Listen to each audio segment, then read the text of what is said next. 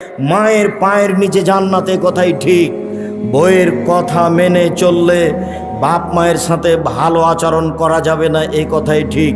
সবার বউ খারাপ, এ কথা ঠিক নয়। এমনটা হতে পারে আপনার স্ত্রী আপনার চেয়ে বেশি আপনার মাকে দেখে, এমনটা হতে পারে।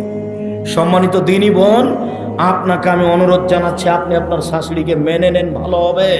শাশুড়িকে মেনে নেন। শাশুড়ি যদি মাঝে মধ্যে বলে, আল্লাহ আমার বউটা ভালো, তুমি তাকে ভালো, তারাকে ভালো রাখিও, আপনার শাশুড়ির এই কথাটা আপনার জন্য অনেক। আর যদি অগোচরে আপনার শাশুড়ির চোখের পানি বের হয়, আমার বৌমা আমাকে এ কথা বলল, আমার ছেলেটা আমাকে টাকা দিয়ে গেল, যার কারণে আমার বৌমা আমাকে এই কথা বলল, যদি আপনার শাশুড়ির আপনার অগোচরে এক ফোঁটা চোখের পানি ঝরে, এর নাম আশীর্বাদ। আপনার স্বামী কোটি টাকা ইনকাম করলে সংসারে শান্তি হবে না, এই কথাই ঠিক। সম্মানিত দিনী ভাই বোন, বাপ মাকে সাদরে মেনে নিতে হবে। খারাপ লাগলেও, তিতে লাগলে, এ কথাই ঠিক।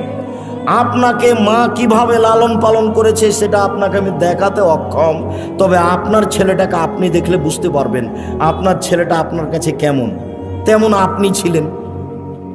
তাহলে বোঝা যাবে মা কি জিনিস। আল্লাহ নবী এমনি বলেননি মায়ের পায়ের নিচে জান্নাত, মায়ের পায়ের নিচে কি জান্নাত পড়ে আছে?